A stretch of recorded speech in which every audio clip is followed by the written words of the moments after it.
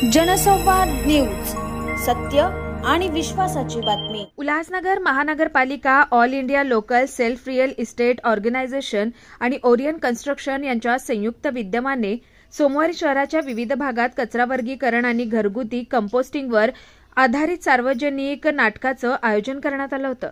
या कार्यक्रमाचा उद्देश नागरिकांना घनकचरा व्यवस्थापनाचं महत्त्व पटवून देणं आणि घरगुती पातळीवर कचऱ्याचं वर्गीकरण करून सेंद्रिय कचऱ्यांपासून कंपोस्ट बनवण्यास प्रोत्साहित करणे हा होता।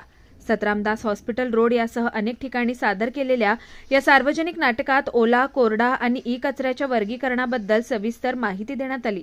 नाट्यमय पद्धतीने योग्य आणि अयोग्य कचरा व्यवस्थापनातील फरक स्पष्ट करून दिलाय।